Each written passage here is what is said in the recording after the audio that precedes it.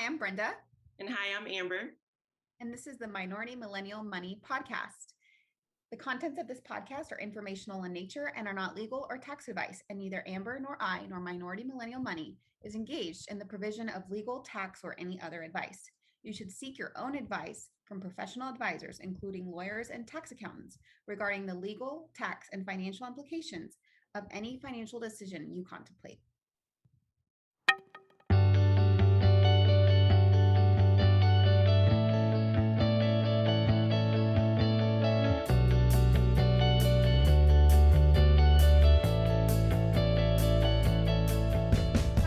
Welcome back to another episode of Minority Millennial Money podcast. Greetings from Mexico City. If you're watching this, you'll see that my hotel bathrobe is in the background. But I'm really enjoying my time in Mexico City, so highly recommend that if you save up some money for traveling, you check out this particular place. Amber? Yes. Do you want to say what the hotel name is? It's called the W, and you can see it on the bathrobe, and it's very posh, and it was a bit of a splurge, but I'm happy we chose this place.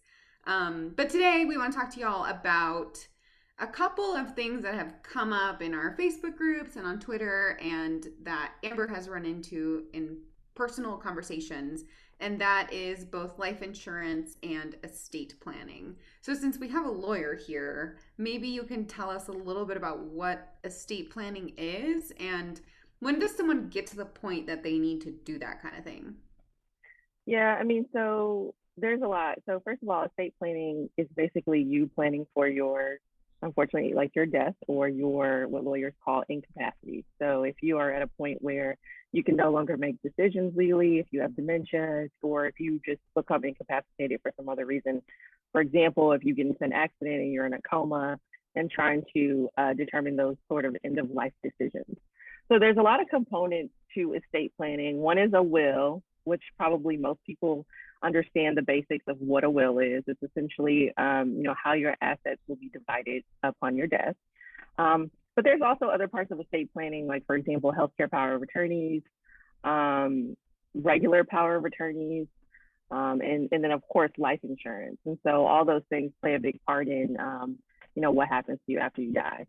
So I have a question, because you said regular, what did you say? You said medical power of attorney, and then you said regular power of attorney. So what does regular mean? Yeah, so a healthcare power of attorney is, you probably know this from working at a hospital, is basically like, do you want a DNR on file? It's all about your medical health. A regular power of attorney deals with who is in charge of your bank account. So while you're in a coma, right, you may still need to pay rent or a mortgage. You may still need to, you may need to buy a car. It really just depends on how long you're going to be in a coma for. It depends on, because outside of life insurance, right? Let's say you have $10,000 in your bank account. Who gets to divvy that money up? And then also you may have some costs for your apartment. So let's say, for example, you were to die, and let's say you die on June 15th, right? So your family may not be able to move your belongings by the 30th. So they may need another month where they might have to pay rent. They may need the money out of your account. And so that's where a regular power of attorney comes into play. That person could then go to your bank and be able to pay your bills while you're gone.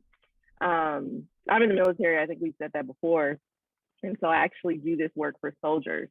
This is a very frequent thing that soldiers do when they deploy.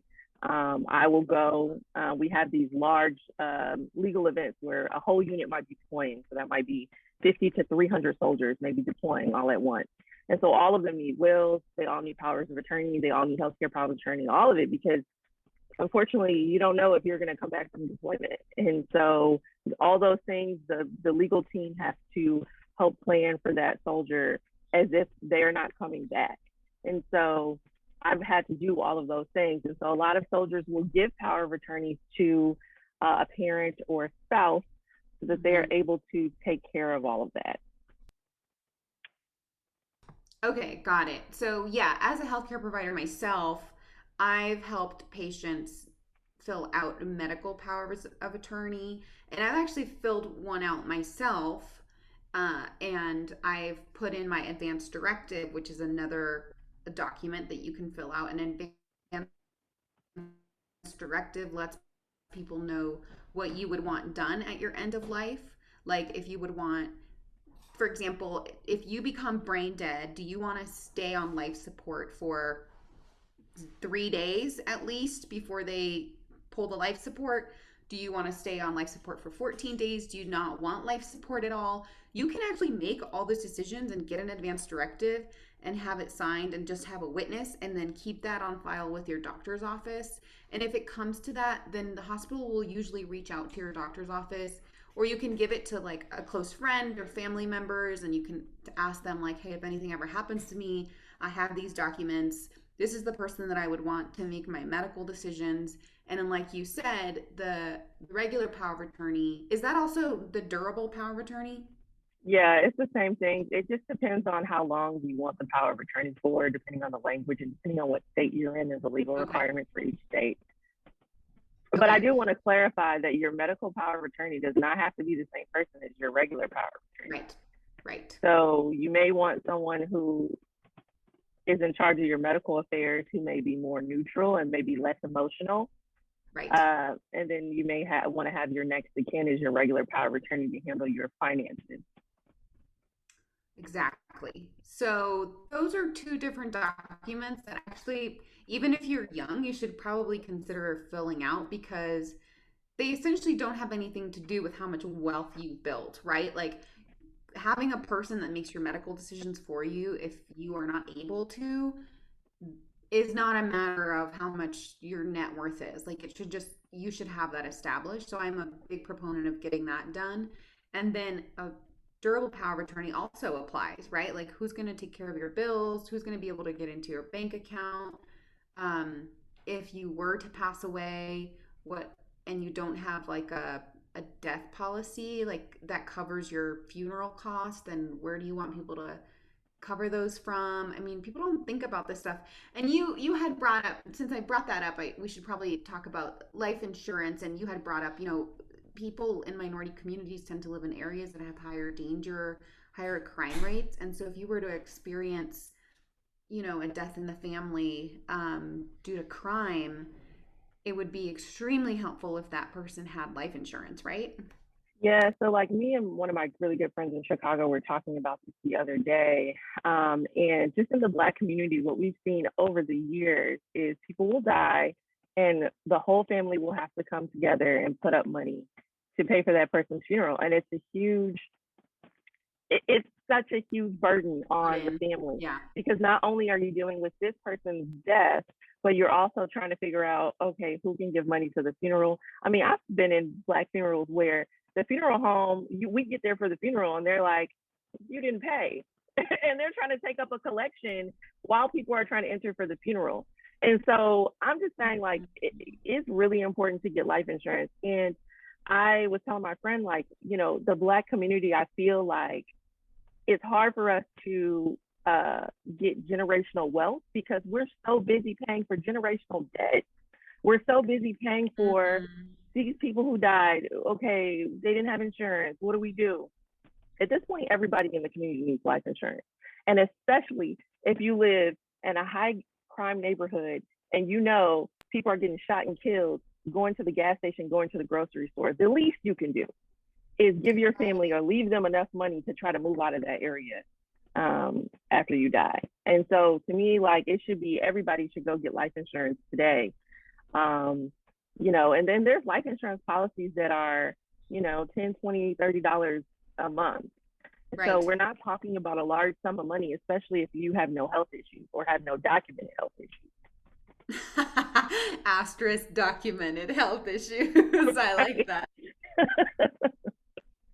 Well, and also, you bring up, I had brought this up when we talked about it, was that, life insurance is risk based, right? So if you have a lot of chronic illness and you're older, then your life insurance is going to be more expensive. But like I got it in my late 20s Not necessarily because I have a family, and that's usually why people get it, right? Because they wouldn't want to leave their children with nothing, but because I have those rental properties, and if I died, I would want those to get paid off and my family to have them, right? And not have to Mm, deal with continuing to rent them, not have to deal with selling them, but just to be able to pay them off.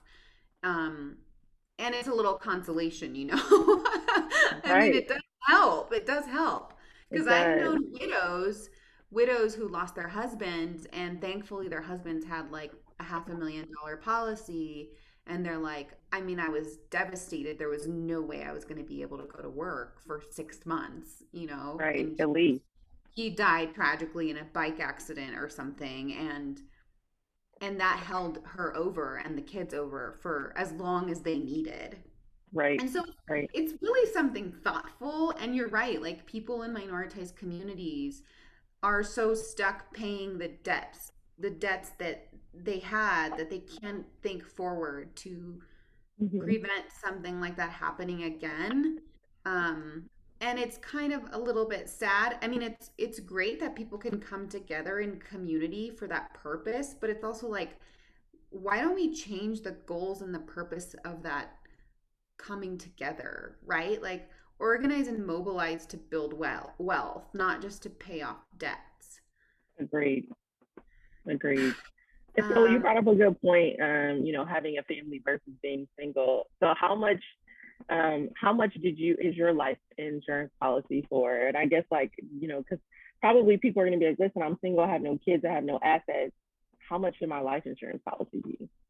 so I got a policy for 500,000, and that was just because it was marginally more expensive to get 500 versus 250. It was like the difference between $14 and $17 a month. So my life insurance is $17.49 a month, and if I die, my family gets $500,000. I mean, then again, like my risk profile was pretty low. I'm healthy, I'm young, I don't have any chronic illnesses.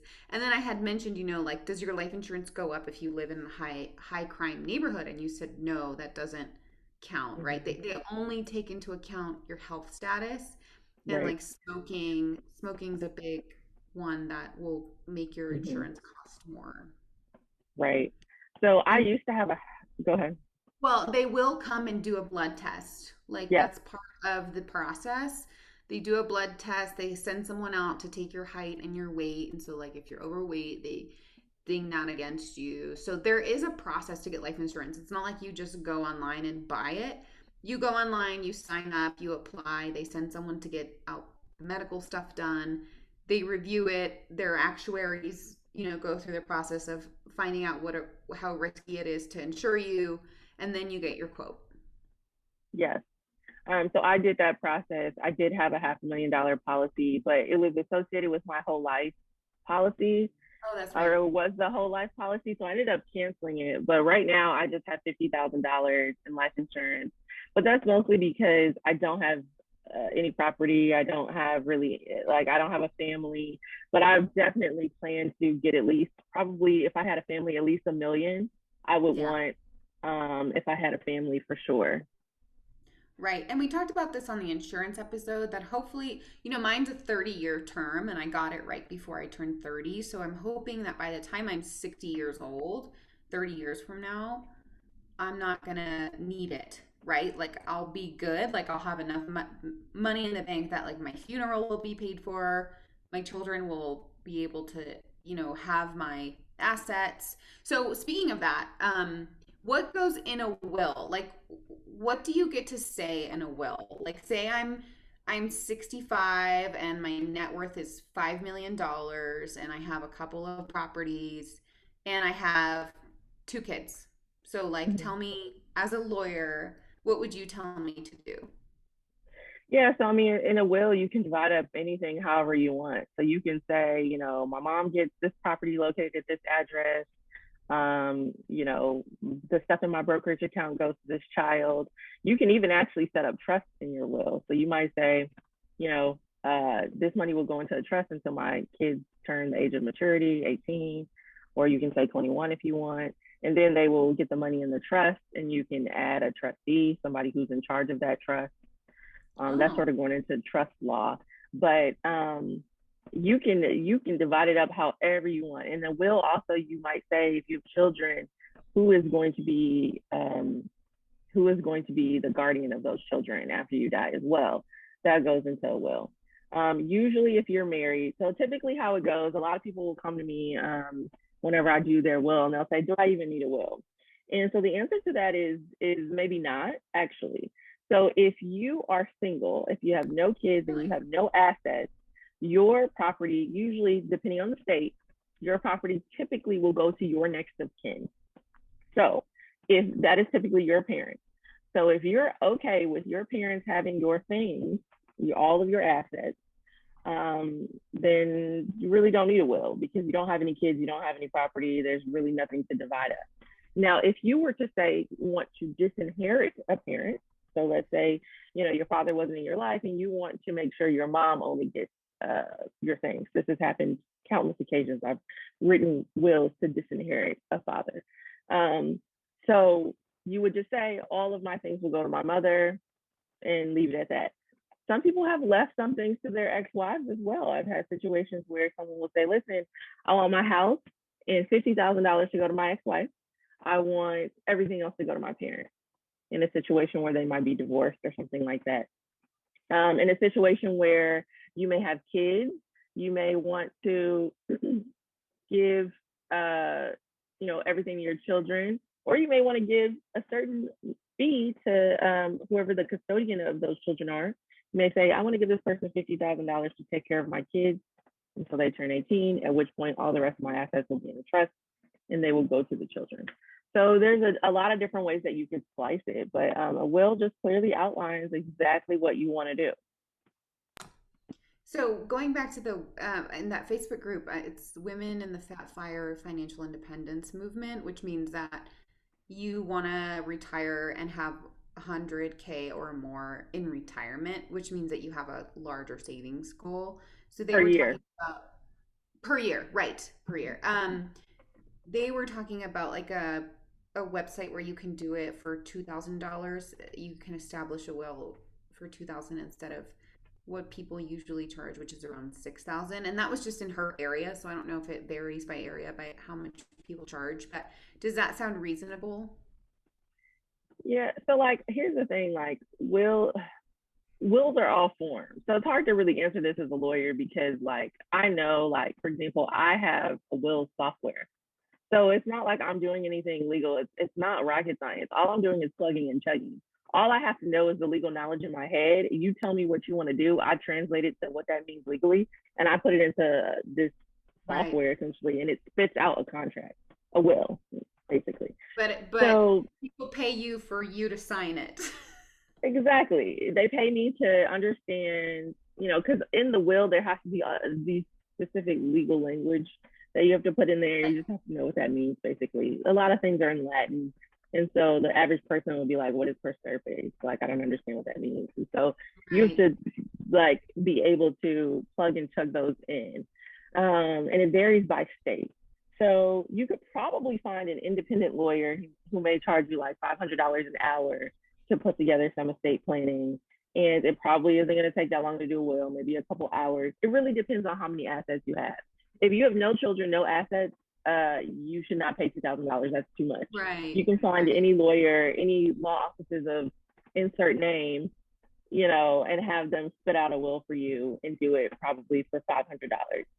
If you have a lot of assets, so for example, if you have over $1 million in assets and you're trying to give away children, assets, life insurance, bank accounts, all this other stuff, I have some people who have international bank accounts.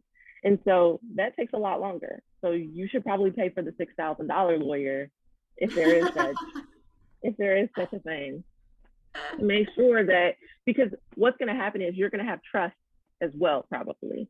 Like I said before, if your kids are under 18, you may not want to give them $1 million at 9. So uh, someone has to manage that. And so you are going to want to hire an estate planning firm to handle all of your assets to make sure everything's very clean. So it just really depends on what situation you're in.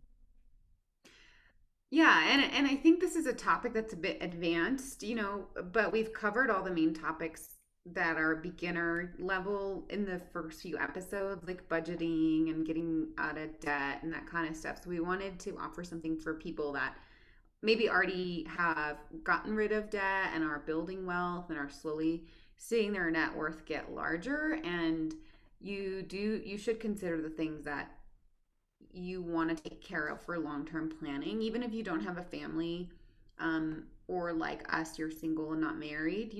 We still have life insurance. So it's just something to consider. And also for people in minoritized communities, like if you're a person that lives in an area where your risk of death is significantly higher because of where you live, unfortunately that's the case for a lot of minority people. Then maybe you should consider it. Or if you know someone in that situation, it could might be $20 a month, and it gives your children or your wife or your parents, whoever's left behind, a way to get out of that risky situation. Yes, definitely. Like I strongly recommend everyone go get your life insurance immediately. Right. Well, I read something recently about how GoFundMe, like a third of the GoFundMe's are for healthcare, and like another significant percentage, I don't want to make it up because I don't remember, but another significant percentage were for death costs. And that's really sad, you know?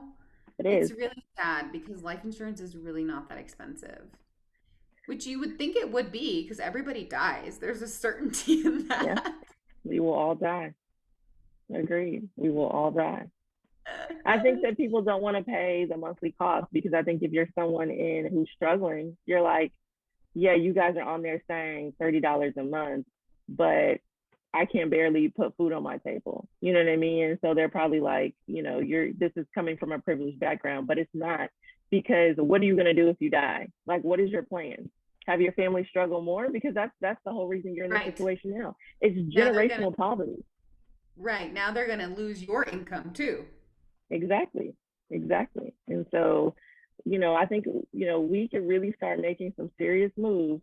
I mean, think about just, in my hometown of Chicago, all of the deaths that have happened there, all the gun violence, and you hear about 50, 60 people getting shot and killed every weekend in Chicago. Imagine if those 60 people, most of them Black and brown, had life insurance for $500,000. Think about what that would do to the Black community if 60 people had $500,000. I just want everybody to think about that and to Yeah, seriously that's a consider great doing it. point. That's a great point. But unfortunately, this kind of information doesn't reach those communities that often, Well, I hope right? this does. I hope it does too. I hope it does too. Great. So we'll wrap it up. And we do have a few more listener interview episodes coming up. Yeah. So guys, stay tuned for that. And we wish you a very happy Memorial Day weekend. Yeah. Thanks, everyone. Bye.